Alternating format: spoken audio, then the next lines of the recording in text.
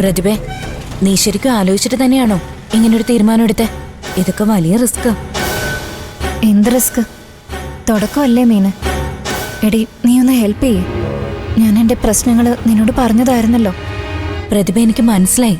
പക്ഷേ പ്രിസ്ക്രിപ്ഷൻ ഇല്ലാതെ ഒരു മെഡിസിനും കൊടുക്കരുതെന്നോ? അതൊക്കെ എനിക്കറിയാം. നീ എൻ്റെ ഫ്രണ്ട് ആയതുകൊണ്ടല്ലേ ഞാൻ ചോദിച്ചത്. നീ എന്നെ ഒന്ന് സഹായിക്കണം പ്ലീസ്.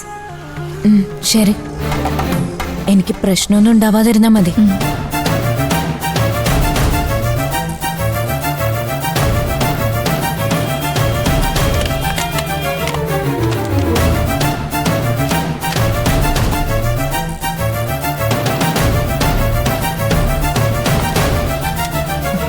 എത്രയാ?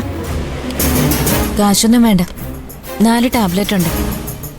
രാവിലെയും രാത്രി ഓരോന്ന് കഴിക്കാം. അപ്പൊ തന്നെ റിസൾട്ട് കിട്ടും.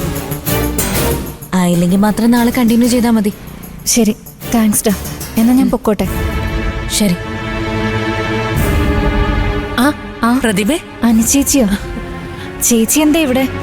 മോന്റെ മരുന്ന് തീർന്നുപോയി, അത് വാങ്ങിക്കാൻ വന്നതാ. പ്രതിഭ, മെഡിസിൻ വാങ്ങിക്കാൻ വന്നാണോ?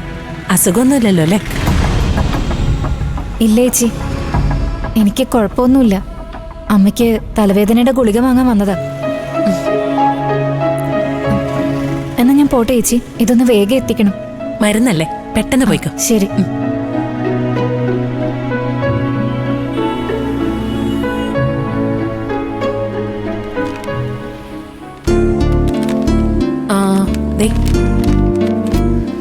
ഇതിലെ സിറപ്പും 2ാമത്തെ ടാബ്ലറ്റും വേണം.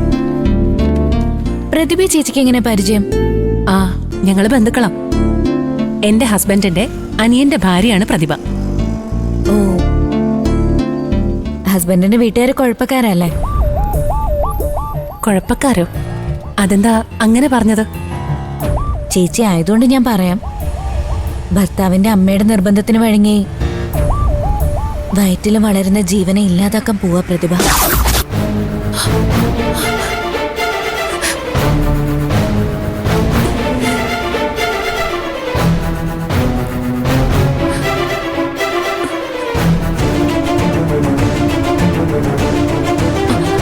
അതെ, ആ മെഡിസിൻ ഒന്ന് വേഗം എടുത്തുതരാം. ഓക്കെ.